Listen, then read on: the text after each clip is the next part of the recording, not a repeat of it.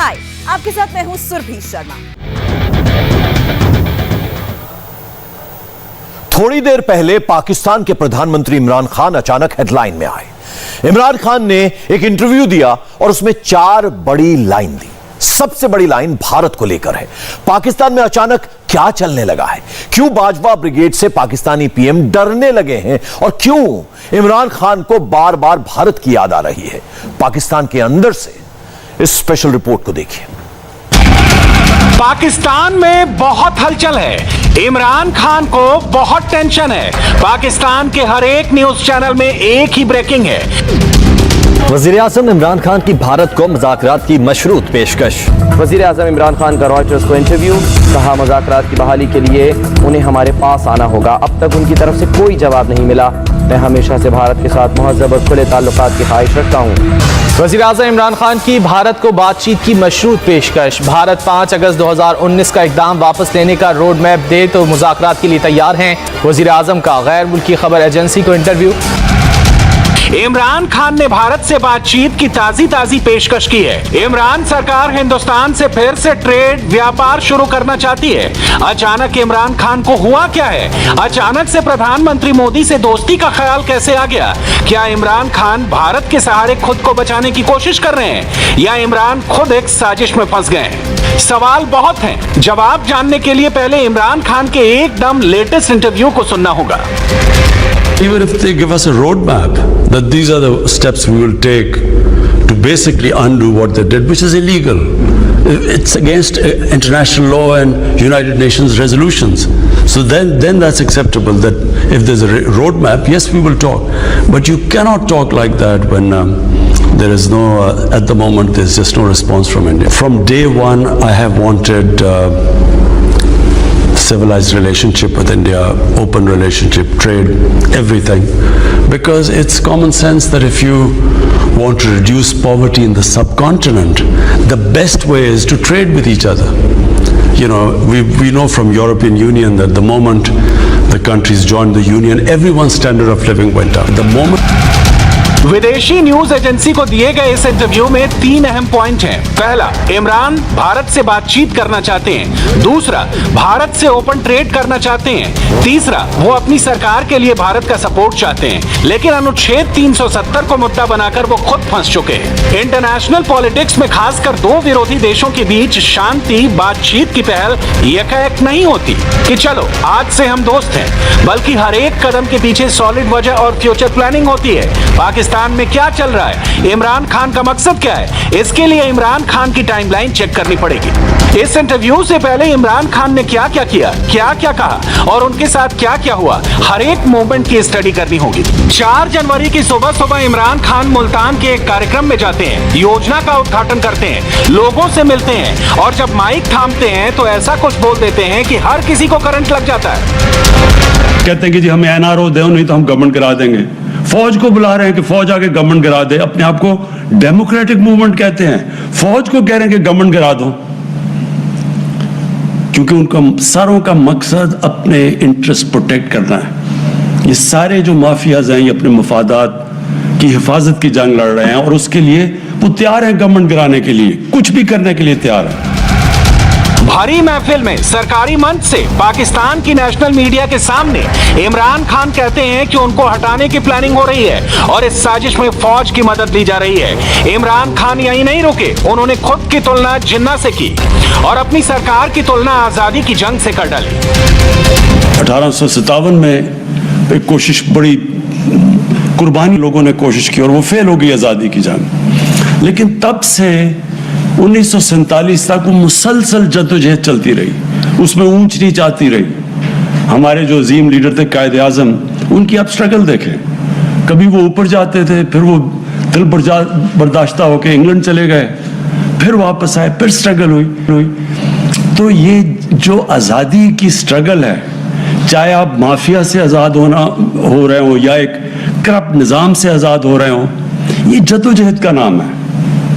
ये कभी भी ऐसे नहीं होता कि एकदम आप आज़ाद हो जाते हैं। जो अभी जिस जगह पाकिस्तान खड़ा है, एक बहुत, मैं समझता हूं कि 1947 के बाद ये बहुत बड़ी स्ट्रगल चल रही है पाकिस्तान का निज़ाम बदलने के लिए। चेहरे पर हवाइयां उड़ी हुई हैं, शब्द फंस फंस कर निकल रहे हैं, भाषण का लेवल बड़ा डाउन है। इमरान खान की बेबसी साफ साफ झलक रही है। इमरान खान के खिलाफ विपक्ष हमेशा से रहा है। जनता का ना जाने कब से उनसे भरोसा उठ चुका है और अब पाकिस्तानी सेना भी इमरान के खिलाफ हो गई है। इमरान खान जब ये कहते हैं पाकिस्तानी फौज से उनको हटाने को कहा जा रहा है, तो उनका सीधा मतलब पाकिस्तानी जनरल जावेद कमर बाजवा से है। हिलाली साहब, आपका क्या ख्याल है, गवर्नमेंट को गिराने के लिए फौज की मदद के लिए कोशिश की गई ऑपोजिशन की जानिब से? बिल्कुल की जाएगी कोशिश और बिल्कुल जरूर किया होगा। क्या आप समझते हैं इनकी रिश्तेदारी के सिर्फ बिजनेस में कन्फाइंड है? रिश्तेदार फौज में नहीं होते हैं, क्लोज रिलेटिव्स नहीं होते हैं, बिल्कुल होते हैं। सबको इस्तेमाल करते हैं, भाइयों को इस्तेमाल करते हैं कि जाके पूछो यार कुछ करेगा कि नहीं करेगा, इससे जान बचाओ, इसका जान छुटाओ हमारे से। ऑफ कोर्स, क्यों नहीं, और जरूर। मुझे सिर्फ अफसोस एक बात की ये हो रहा है कि बहुत सारे ऐसे बातें हैं जो सीरियसली नहीं लेना चाहिए, मगर बहुत सारे ऐसे साजिशें हैं जो मेरे ख्याल में उनका नोटिस अभी लेना चाहिए।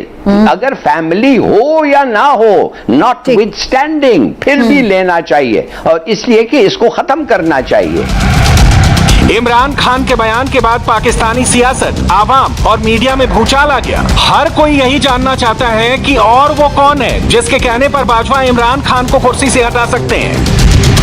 प्राइम मिनिस्टर ऑफ पाकिस्तान को जुर्रत का मुजाहरा करनी चाहिए, या ये उनकी मॉरल ड्यूटी बनती है कि वो इस कौम को बताएं कि किस अपोजिशन लीडर ने जाकर फौज के किस आदमी से बात किया और किस जमात के किस लीडर ने बात की है। अगर ये अखलाकी जुर्रत नहीं रखते, फिर इनको ऐसे इल्जाम लगाते हुए 10 दफा सोचना चाहिए कि आप इस मुल्क के चीफ एग्जीक्यूटिव हैं, इस मुल्क के सारे इदारे इस वक्त आपके अंदर काम कर रहे हैं, तमाम एग्जीक्यूटिव पोजीशन आप एंजॉय कर रहे हैं। आज आप डरते क्यों हैं कि अगर कोई साजिश हो रही है, उस साजिश को क्यों नहीं बेनकाब करते? आप समझते हैं कोई खान साहब की हुकूमत कोई गिराना चाहता है इस वक्त, चाहे वो ऑपोजिशन हो, चाहे वो जिनके जमात के अंदर से ग्रुप है वो हो? आपकी क्या अंडरस्टैंडिंग है? कोई चाह रहा है हुकूमत गिर जाए? क्या वो कह रहे हैं फौज से गिरा दे? मैं एक पहले आपको मौका दे दूं, फिर आगे बढ़ूंगी। हाँ।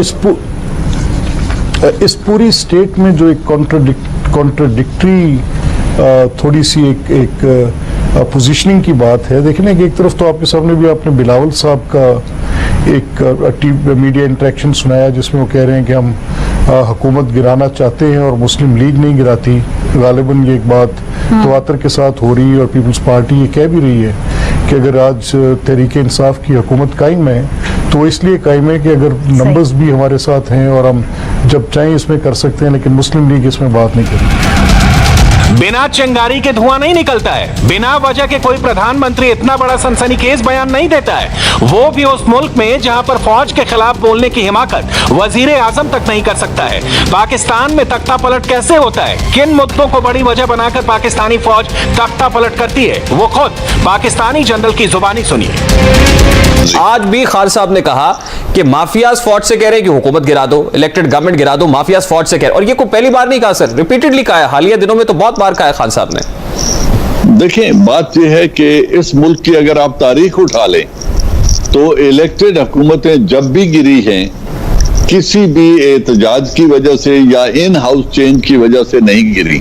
वो एहतजाज गलियों पे आया और बिल आखिर आर्मी को मुदाखलत करनी पड़ी और टेक ओवर हो गए, चाहे जुल्फकार अली भुट्टो का टेक ओवर था या उसके बाद का हुआ जब भी, और या एक दफा प्रेसिडेंट मुशर्रफ ने बगैर किसी एहतजाज के, बगैर किसी तहरीक के खुद डायरेक्ट टेक ओवर कर लिया।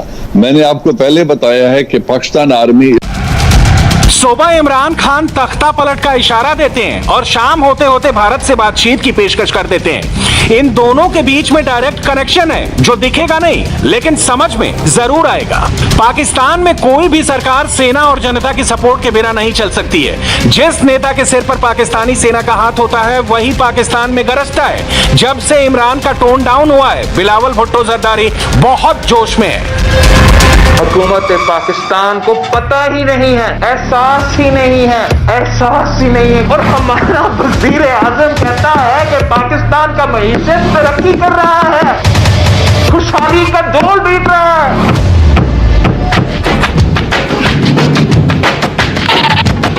बेरोजगारी में इजाफा का दौर का सरपरस्ती की है, रिकॉर्ड्स तोड़े हैं।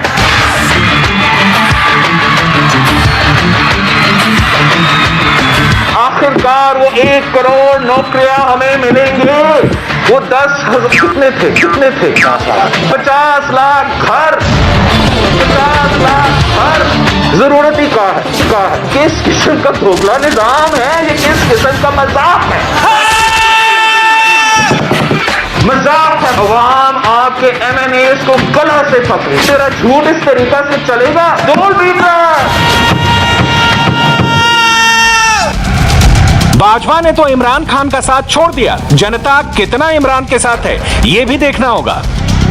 हुकूमत में आने के बाद इमरान खान ने तकरीबन अपने हर दावे और वादे पर यू टर्न दिया। मईशत मनफी हो गई, गुर्बत और बेरोजगारी में इजाफा हो गया, मुल्क बहरानों में चला गया। हुकूमत को बने 1000 दिन तो मुकम्मल हो गए, लेकिन कोई ख्वाब, कोई वादा, कोई दावा मुकम्मल ना हो सका। अब यकायक हुकूमत के तर्जुमानों से लेके वजीर आजम तक सब अपनी मुआशी कामयाबियां गिनवाने में मसरूफ हैं। वजीर आजम ने तो यह दावा भी कर दिया है कि अगली हुकूमत भी उन्हीं की होगी और मुल्क मजीद तरक्की करेगा। वजीर आजम साहब, अगली हुकूमत भी आपकी हो सकती है अगर आप इस बार सिर्फ दावे नहीं परफॉर्म करके दिखाएंगे। अगली हुकूमत आपकी हो सकती है अगर आप इस मुल्क पे खुशहाली ले आएंगे। अवाम से छीनी गई कुव्वत खरीद उसको वापस कर देंगे, महंगाई में कमी लाएंगे, चीनी घी आटा सस्ता करेंगे, बिजली और गैस की कीमतें कम करेंगे। बहुत पुरानी सीख है, बड़ी बड़ी बातें करने वालों से बच के रहना चाहिए। इमरान ने भी ऐसे ही वादे किए थे, लेकिन आज पाकिस्तान की ऐसी हालत हो गई है कि चाय की दुकान में कटिंग चाय तक 65 रुपए की हो गई है। चाय की प्याली जो है ये नीचे जो ढाबा है हमारे ऑफिस के नज़दीक बिल्कुल पास ही, जहाँ पर बिल्कुल आप समझें कि जो लोग बिल्कुल अफोर्ड नहीं कर सकते, मजदूर और बाकी जो लोग हैं वो चाय पीते हैं। तो मैं अभी शाम को जाके मैंने चेक किया तो जो छोटी चाय की प्याली है, बिल्कुल छोटा साइज, और दूध पत्ती, खुली पत्ती उसमें, और दूध पता नहीं उसमें किस किस्म का दूध और किस किस्म की चीनी, तो उसकी कीमत जो है वो 60 रुपया है, एक चाय के कप की कीमत। तो अगर 2-3 किसी ने चाय के कप पीने हो, किसी मजदूर ने, और 1-2 रोटियां खानी हो, तो चाय का कप जो है वो 60 रुपए का यहाँ पे। फिर मैंने दूसरी जगह पे चेक किया तो कहीं 55, 60, कहीं 65, कहीं 50 मिनिमल था और 65 तक जारी थी कीमत। तो ये बिल्कुल एक चाय के कप की मैं आपको प्राइस बता रहा हूँ। जो एक्सपर्ट कल तक इमरान खान के गुणगान करते हुए नहीं थकते थे, वो आज खुद कह रहे हैं कि इमरान सरकार का टाइम ओवर हो गया है। जो इस वक्त हालात हैं, अगर आप इस वक्त बाहर ऑन ग्राउंड बात करें तो पीटीआई आज अगर इलेक्शन हो जाए फेयर एंड फ्री, तो मेरी बात लिख लें, पीटीआई ने जितनी सीटें पिछली दफा ली थी, पीटीआई उससे कहीं कम सीटें जीते। अच्छा, आज महंगाई की वजह से, महंगाई इनके गले पड़ चुकी है। ज़िमनी इलेक्शन में भी यही नजर, लेकिन प्रॉब्लम ज़िमनी इलेक्शन उसका खुला सबूत है। आप 11 में से 10 इलेक्शन हार गए। इमरान खान साहब, अगर आप दोबारा वजीर आजम बनना चाहते हैं जरूर बने, लेकिन उसके लिए आप महंगाई के जिनको काबू में करें। इमरान खान इतने दिनों तक कश्मीर को मुद्दा बनाकर पाकिस्तानी आवाम का ध्यान भटकाते रहे, कभी कश्मीर डे, कभी कश्मीर क्रांति, लेकिन आज पाकिस्तानी पब्लिक कह रही है कि अब बस भी करो इमरान खान अगर सीरियस होकर ये फैसला करे ना कि कश्मीरी भाइयों का कोई मसला हल करना है, इमरान खान का कोई भी हुकूमत वाला ये आके सीरियस होकर फैसला करे ना, तो ये मेरे ख्याल से एक दिन का काम है, कश्मीर का मसला इजी हल हो सकता है। लेकिन ये हुक्मरान चाहते ही नहीं है कि कश्मीर का मसला हल हो। इन्होंने आज तक 1973 से लेके आज तक सिर्फ कश्मीर डे मनाना सीखा है, कश्मीर का मसला हल करना इन्होंने आज तक नहीं सीखा। जिनके पीछे हम अपनी इतनी जानें ज़ाया कर रहे हैं, कश्मीरियों के लिए कश्मीर कश्मीर कश्मीर, उम्रें गुजरी जा रही हैं और हमारी जानें, हमारे अहलकार निस्तो नबूद हो जा रहे हैं, लेकिन उन पे कुछ रिरक ही नहीं रही, क्योंकि ये हमारे जो उनसे फैसले हैं ना, हमारा मुसलमान है और ये जो खून है इंसानियत के लिए शोले मारता है। लेकिन अब देखिए कि अगर हमें दूसरी तरफ से ही वो वाला रिस्पॉन्स ना मिले तो हम इधर से जो कुछ मर्जी करते जाएं, फ़ायदा किस चीज़ का है। अब देखिए कि कश्मीरी हैं, उनके लिए एक खान साहब अपनी तजारत रोक रहे हैं, तो खान साहब से मैं पूछना चाहता हूं कि वो उनका आप रद्द-ए-अमल देखें, उनकी आप करतूतें देखें, वो क्या कर रहे हैं। इमरान खान ने खुद को कश्मीर की आवाज बताया था और दावा किया था दुनिया के कोने कोने में वो कश्मीर की आवाज उठाएंगे। लेकिन जिस मुल्क में आतंकवाद की गूंज सुनाई देती हो, भला उनकी झूठी कहानियां कौन सुनेगा। फिर आज के प्रोग्राम का सवाल ये है कि रिसेंटली आपको पता है शाह महमूद कुरैशी हमारे फॉरेन मिनिस्टर ने ये स्टेटमेंट बयान की है कि हम इंडिया के आगे इसलिए भी टिक नहीं पाते कि उनके एक वजह उनके फॉरेक्स रिजर्व ज़्यादा होने की वजह से। इस हवाले से क्या राय रखते? देखिए उधर ज़्यादा है इस वजह से क्योंकि वहाँ पे अमेरिका इन्वेस्ट करता है, कई सालों से करता आ रहा है। $2 मिलियन की इन्वेस्टमेंट वहाँ पे करता है। आप पाकिस्तान में इन्वेस्टमेंट देखें कि कौन से ममालिक हैं जो इन्वेस्टमेंट करते हैं। अगर आप इंडिया की को एज़ कम्पेयर टू पाकिस्तान देखें तो इंडिया हमसे IT सेक्टर में भी आगे। इंडिया हमसे when you talk on reality basis, सिर्फ आप इस बेसिस पे बात ना करें कि हम उनसे जंग जीत गए, हमने उनसे ये कर लिया, हमने उनसे ऐसे कर लिया, हमने उनकी आर्मी को हरा दिया। आप इस बेसिस से हट के देखें ना तो जो ग्रोथ बेसिस है तो इंडिया उस पर हमसे आगे है, ये हमें मानना पड़ेगा। उनकी फॉरेन पॉलिसी के आगे हम नहीं इसलिए टिक पाते क्योंकि हम थर्ड कंट्रीज़ में आते हैं, थर्ड वर्ल्ड कंट्रीज़ में आते हैं। लेकिन इंडिया को क्योंकि सपोर्ट है पीछे US की, तो उसकी फॉरेन पॉलिसी हमसे इसलिए जीत जाती है। इमरान खान घर से लेकर विदेश तक हर मोर्चे पर हार चुके हैं। उनकी गलतियों का बोझ ढोते ढोते लगता है अब पाकिस्तानी सेना भी थक गई है। ऐसे में अब इमरान खान हिंदुस्तान में अपनी सियासी संजीवनी ढूंढ रहे हैं। हाय, आई एम सुरभि शर्मा। खबरों से अपडेट रहने के लिए India TV YouTube channel subscribe करिए, साथ में बेल आइकन जरूर दबाएं। जुड़े रहें इंडिया टीवी के साथ।